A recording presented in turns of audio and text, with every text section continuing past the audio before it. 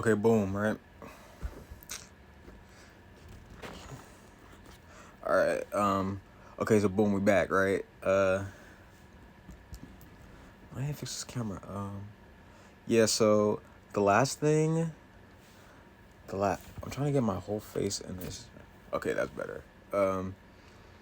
Okay, so the last topic was, I'll find my way back to a calling worthy of my dormant ambition. So now we're gonna start with this new one. This is from, first of all, my blog, brofibroke.substack.com. That's BRO broke, no, BROFI broke dot substack.com. And then the other one is superoracle.substack.com. But that's a little more recent. You feel me? You feel me? Go to Brofi Broke. That start with that. You know what I mean? Like, that's where Blot first started. Like, bro, those were the days. Those were the days. Anyway, right? So this new topic from the next entry, or wherever I left off, right, is standing outside the CVS waiting for an Uber after Tesla job. I need a damn car. Uh, this is when I used to work at Tesla because my friend had a cleaning company, and we would like be commissioned at different places and stuff like that. And so one of the places we were at was like this place in Bethlehem, and it was a Tesla factory, and I would be working there and stuff like that. I was probably 20 or 19. My birthday follows the years, so it's like I'm a 99 baby. So I was probably, so it was like 2019 or 2020, so around there and stuff like that. It was definitely during the pandemic because I remember I was in essential jobs, so it's like I could keep doing my shit, right? So yeah,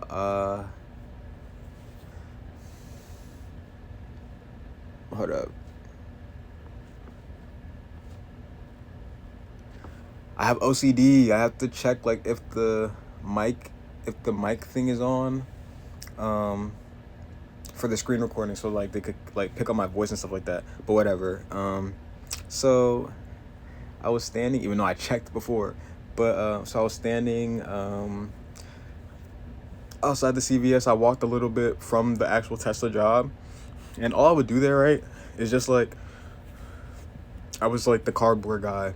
So like we were doing maintenance basically. So we were commissioned through the people there, and then we would come and like do the cardboard stuff. So I had to like gather up all the cardboard that they would like put in these little bins that were around the factory, and then I will put it in the compactor, and then it will crush them. And then every so often, you would feed these little metal rods through the holes in the compactor, tie up the cardboard. I'm talking about when I was working at Tesla, and I was commissioned through my friend's company, and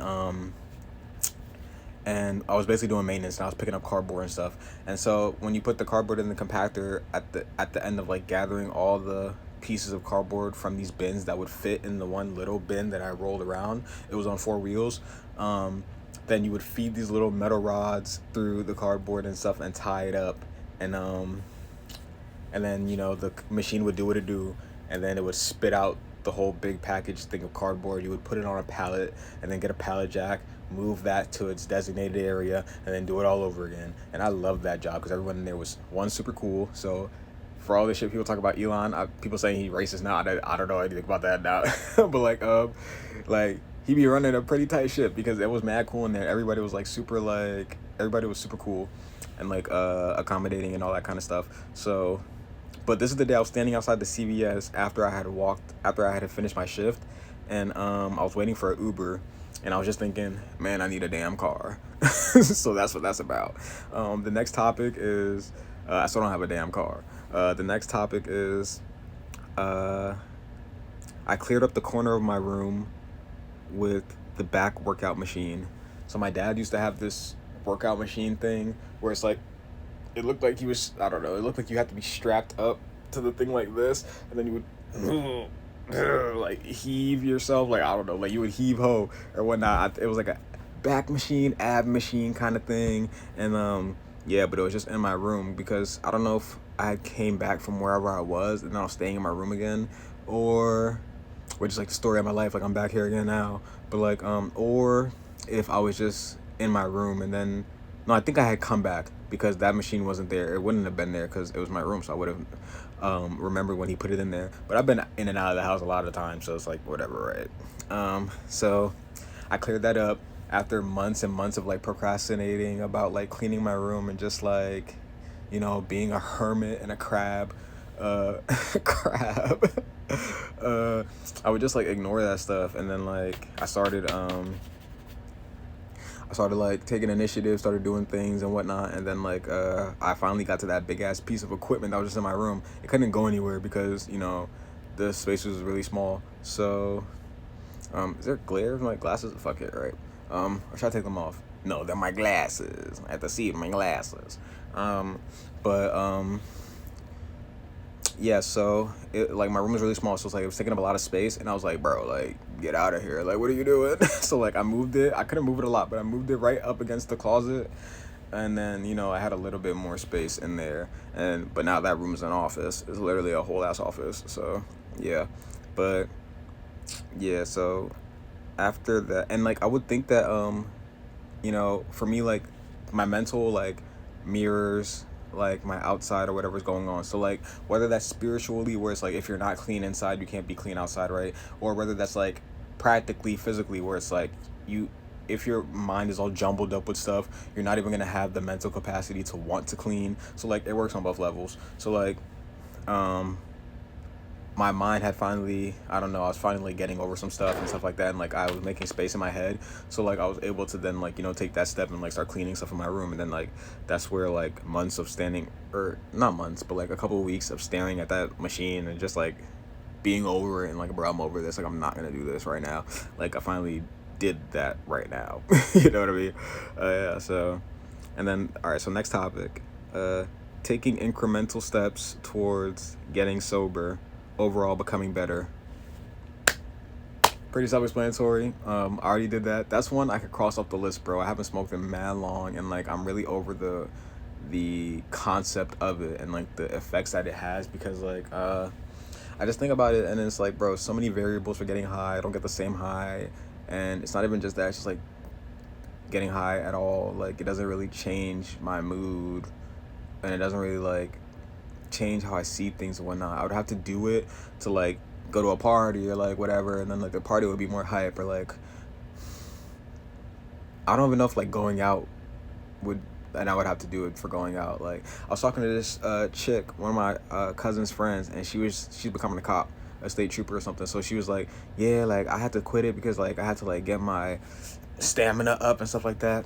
And I was like, yeah, that's a good yawn, like, you know what I mean? Like, yeah, like that's good that you're doing that.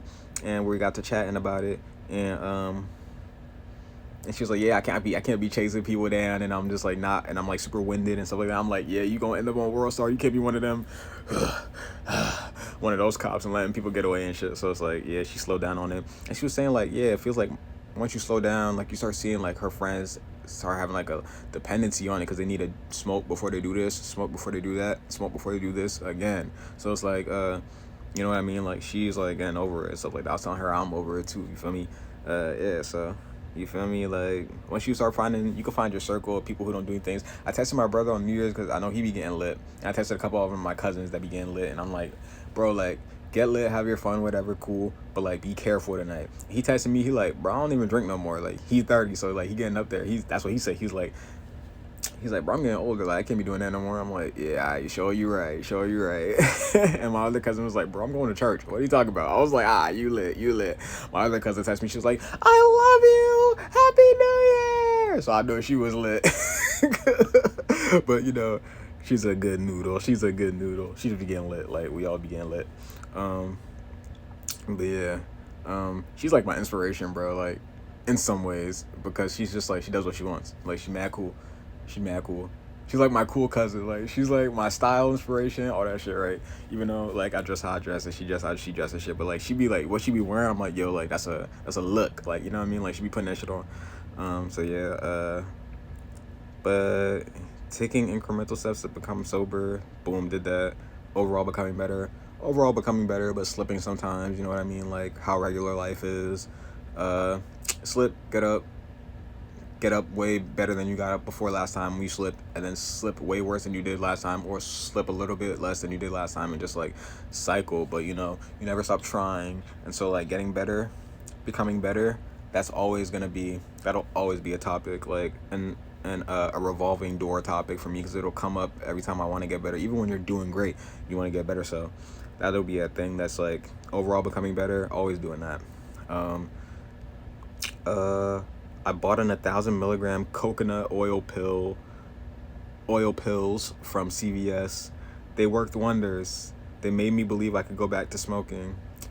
This is when I wasn't like over smoking. This was like I was steeped in it, and it would be a couple years after this where I would now get to the point that I am now when I'm over it. But the 1,000 milligram coconut oil pills, I still have them motherfuckers from when I bought them in 2020. It's 2026, so it's like, bro, I still haven't done that shit. But because it just made me feel weird, even though it's probably like making me healthy, and I was just not used to feeling healthy, so that felt weird. And I just needed to like drink a lot of water to like overcompensate or like compensate or whatever the fuck for balance out the oil levels or whatever that I was getting from the pills, because it's just like omega-3s and shit like that. And I just like, it was like I wasn't eating a lot, and so they were just like, it was eating me. And I had to like drink water to like, I don't know, like mitigate that kind of feeling kind of thing. But yeah, so I'm just saying they worked wonders, because like smoking would always make me feel dry inside, which is like what it does. It like kills moisture, right, in the body, and like that's what gives you that like feeling. And those pills would like bring that kind of moisture back. So it's like I would have the best of both worlds. So it's like I'll be high, but like I would also be like feeling good from the pills. So it's like, but I didn't smoke. That's why I said, or I wasn't smoking at the time. I was trying to stop. So that's why I said like they made me believe I could go back to smoking again, because my body was super dried out from that. But then the oil pills like brought some kind of like moisture in it. So I was just like, oh shit, like maybe I could smoke again. No, ended up being a bad idea. Ended up being a bad idea. I asked my sister for some dab pen hits, spent $30 on it. I don't know if I meant that I gave her $30, which I know I didn't, or if that was the dab pen that I gave her because I had spent $30 on it, but I was trying to quit. And so spent $30 on it, took out $60 for my weed plug. Thank God he wasn't around. See, yeah, this is when I was trying to stop. So like this is an entry from mad long ago. So like I could look up the date, but I'm not gonna do that. But yeah, thank God he wasn't around, right? Because I was trying to stop, and like they're super enablers. I don't smoke anymore, so I just had like 5 of my plugs. Right when I decided that, hit me up like, yo, I got, da da da da da. I'm like, bro, I'm like, I mess with y'all, cool, whatever, and I might still cop from them. So like when I'm going out and I feel like I want to, I'll do it, even though I don't really go out. But if I ever am, I'm just like, oh yeah, I know what I could do, or I'm feeling this, like let's get lit tonight, like then I'll do it. But I haven't even copped. I haven't like smoked mad long. It's like whatever, right? And asking my sister for dab pen hits, like I gave her the dab pen, then I knew I was an addict because I kept asking her for some, to the point where she was just like, yo, just take this back, because it's like, and then I felt bad, and I felt like a junkie, because I was like, damn, like she's just telling me to just take this back. That's how much I'm bothering her about it. Like that's weird. You know what I mean? I never want to be that guy, and like she's my little sister, so it's like I'm setting like a bad example. I'm like a junky older brother, which like I never want to be that. So weird. So like I'm glad that I'm over it now. But in moderation, is cool, but like I can't rely on it how it was, because like I was relying on that feeling, and like I couldn't like just sit with a normal feeling, which is like, it's not good. So yeah. And thank God my weed plug wasn't around, because like, yeah. I think I'll watch Euphoria again. I actually bought the entire first season, which is the only season you need to buy of Euphoria, and not the second season, which was some bullshit. And the third season, which has a time skip in it, just end the whole show. Because what? You couldn't get any more stories out of these interesting ass, fucking dynamic ass characters? Like, what is wrong with Sam Levinson? What is wrong with him? Like, oh my God, if you're gonna write a teen anthem show or whatever, like, put more work into your knowledge of how to tell a story. Like, you could have done so many. I know so many other, well, I don't know so many other like writers, but I know that Dan Harmon would have definitely taken these characters to their apex and pinnacle, and had so many different stories to tell with them that would have been amazing. Like, oh my God, like they need to They need to enlist him in like the writers' room because wow, that was just some hot garbage dude bullshit for season 2. I'm so and like trust me, that show was my like that show spoke to me in a like the deepest way ever, and it related to me in the time when I was going through my drug struggle, which was around this kind of time that I'm talking about. So it makes sense because these are all within the same entry, so it's like it makes sense that I'm talking about these things at the same time. But like, I'm so mad about Euphoria, bro. Like that show was a staple in my life. Like you can't do that to people, bro. You can't create something like that and then fuck it up because this means something to people. I can't talk about Euphoria, bro. I can't talk about it because I can't talk about it, bro. Like that's the one thing that just really was bad. Wow. Even the Rue and Jules special episodes that were separate while you were waiting for like season 2 to arrive, they were so impactful and so just great. How do you go from from the writing of season 1? How do you go to season 2 from that? Like, how? How? They must have like had some like kind of like slip up in the writers' room or something, or like some relationship got like soiled something, bro. Because you can't transition from that to that. You just can't because the writing was so good in season 1 and it was so genuine and natural. Yeah. Yeah. Anyway, R.I.P. R.I.P. bro. Cause what? But yeah. But I bought Euphoria season 1, so like it ain't a thing of I think I'll watch Euphoria over again. It's like I was watching that John over again. But like when I like a show, it's ingrained in my mind. Like I just watched the A24 movie Waves with my sister. She leaves tomorrow for school, which is pretty dope. We got to watch that beforehand, and then I played for her. I played for her Skywater Miles, which kind of like matched the same vibe of the ending of that movie. But like I played Miles for her because like she was like, "Oh, I know this song. It's the." I was like, "Oh my god, it's a TikTok trend, right?" I forgot that it was, and she was like, "Yes, TikTok ruins everything because this actual song is so beautiful." I was like, "Yes, I'm glad I heard the actual song first because it's so beautiful." Skywater did his thing, but yeah. So I didn't want my phone to overheat, but I guess I'll plug this charger in because I get so paranoid. I'm like, I don't want this shit to like die on me while I'm talking my shit, right? So yeah, but I played Miles for her, like that's my shit. So like I fuck with that song. And Sky, bro, Sky is him, or Sky is them, Sky is them. You feel me? But like yeah, Miles, I love that song. And that's the second song I heard from him or from them after after Rain. Rain was tough. Like Rain is the song that blew up for real, and I was hearing it everywhere on social media and stuff when I had that. But then I heard Miles and I was like, oh yeah, they're one of them people. You know what I mean? And then after that I heard something else. What's the other song? It's so good. Bruce drop him off. Reacted to it. So good. Such a good song. And Blackboy Max reacted to it. Such a good song. So Skywater, he's feel me. They're up there. They're up there. They're doing their thing. So Euphoria, yeah. But I still think I'll watch it over again. Season 1. Just I need to find a. No, that was the show. That was the show. He did a cultural blunder.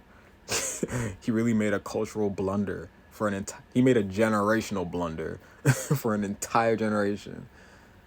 Wow. Wow. Wow. So awful.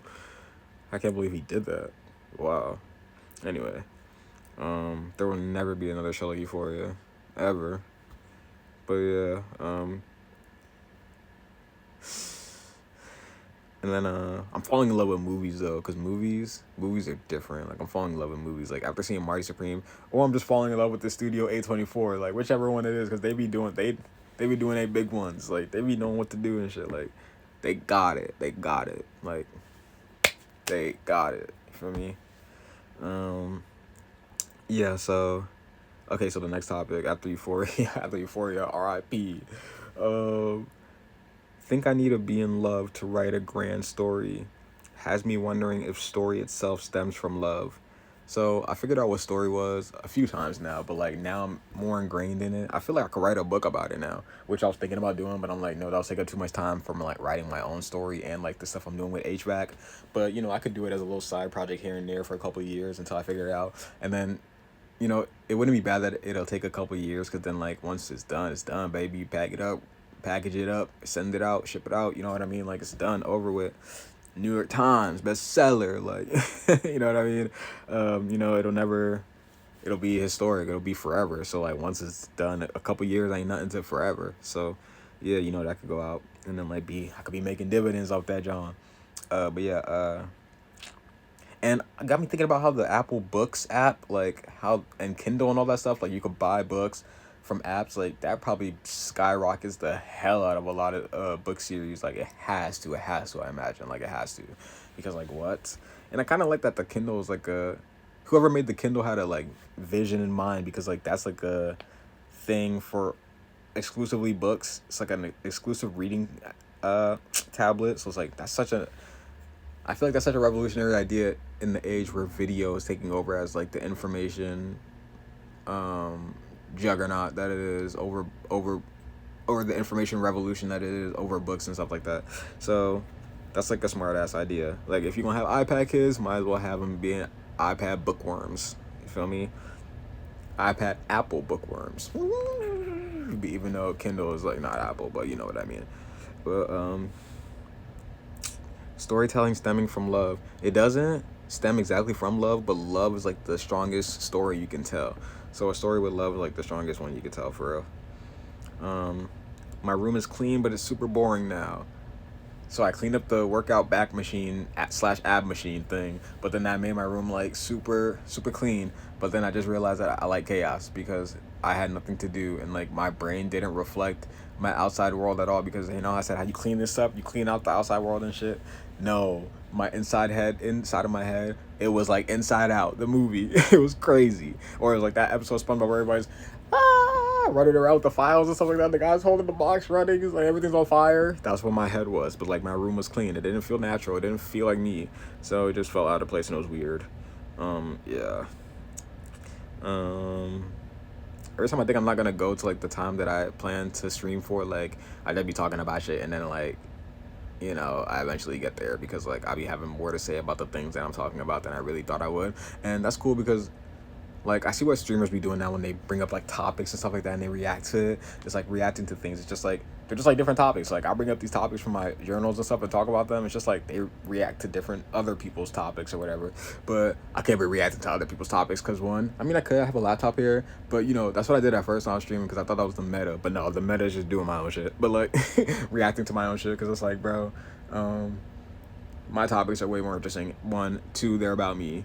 You know what I mean? So it's like I can get way more like in depth and know like the shit I'm talking about them, but while relating to people, but without having to like relate specifically to what other people like anime or something, which is like what I get into, like too. Like I like power scaling and stuff like that, but like I like power scaling, but but yeah, I love power scaling. That shit is mad. Like it brings you more in depth to like the series, and like that's what got me more into Naruto and stuff like that. And I would have never like, you know, the show would have been what the show was to me, and I never would have like further went into it. But when you talk about the lore of the show and stuff like that, and like what all this and that means, like it starts getting super interesting. Then you start watching the surface level of the show, but then you start really understanding the in depth of the show too. So while you're watching it, you're just like, oh, this is what this is, and like, oh, this is super interesting, and like this and that. You know what I mean? That's what the same thing with Dragon Ball Z. Like you watch Dragon Ball Z as a kid, and it's just like, they're all screaming and stuff, but then you actually get to have a like conscious of what's going on, and then Vegeta's like struggle, like his internal struggle, his story, which was always way more compelling to me than Goku's, until I knew about what Goku's journey was about, which is what power scaling put me onto, and like the meta narrative of the story and stuff like that. But it just, all of this stuff is just stories. So when people got into anime and stuff like that, and anime started popping up a couple years ago and it's like became more popular, it wasn't like, oh, we like this medium of like animated drawings or whatever that's basically adult animation. That was partly like the medium itself was cool, but it was like more so like for me it was more because I was already into anime as a kid, because of like, oh, I like this meta, and I like these drawings or whatever that are more mature than cartoons, but aren't exactly like A24 films. You know what I mean? But after a while as an adult, it just got me into story and just like, hey, anything could be a good story. You know what I mean? Like, it's story itself. Art itself is story, which is just story is a telling of events. So you could tell those events in any form or fashion you choose. And like some people just see anime as like a very versatile. Hey, it doesn't have to be a movie studio and it doesn't have to be a cartoon. It could be somewhere in the middle of both, and like I can enjoy this kind of thing. But it's like for me, I like anything now because it's just story is the thing I like, and I like the structure of story and how it's told. So it's like, and I also think that's how the human civilization is like builds upon itself, and like that's how we structure things or whatever, we tell stories, right? So like boom, that's it, got me into that, like, or I'm into it in a different way than I was as a kid, which is pretty cool. So love, thinking I need to be in love to tell a grand story. I don't have to be in love, like, but love is just the strongest stories that we can tell because they're the strongest emotions that we feel, really. So they're the most compelling stories. Yeah. I know I already talked about that, but my room is clean, but it's super boring now. Yeah, it didn't match my mind, so like it was super boring. Was I afraid of order this whole time? I wasn't afraid of order. It was just the fact that like I wasn't afraid of order. It's just the fact that order wasn't on the menu. It wasn't like the palette that was in my head. So it just didn't relate to me. So I wasn't afraid of it. It just wasn't me. So when I got my physical space into order, it was just like, okay, but like now what? Because usually the now what is like once you get your mental space into order, then it's like now what? Then you clean up your physical space. But like since I did it kind of backwards, I was like, okay, now what? Like my head still isn't like I did all this, so like, my head still isn't clear. So it's like now what? But I wasn't afraid of order. It's just like it wasn't me. Does order no longer affect my brain, or rather reflect my mind any longer? It wasn't that order didn't reflect my mind any longer. It's just like order never reflected my mind, but that the prospect of order always did, because I always wanted that, like for my mind, my headspace, like what I was thinking, my thoughts, and just my physical space. I always wanted order. So it's like, it's not that it no longer affected my brain or like or reflected my mind. Like it just never did. So it can't no longer reflect it if it never did. You know what I mean? So yeah, I just had to learn to, after I got my physical space good, I just had to learn to like order my mind in that same kind of way. But you know, it gave me a physical representation of what that would be. So I guess it did kind of help a little bit. So those are the topics I have. We got 2 minutes on the clock to get to 30. You know what I mean? Yeah, that's everything I had to say for tonight. I like this format. It's cool. It's super cool. Thank you for watching, and like, cause you probably relate to like some of the stuff I be talking about. You know what I mean? So yeah, I don't post on TikTok and stuff like that, but I'm gonna start posting on TikTok. And then I posted more YouTube shorts lately, so like that's pretty cool. Like I be doing that. My YouTube is RO. And if you want, you could just type in at SunCXC, because I put that in the title.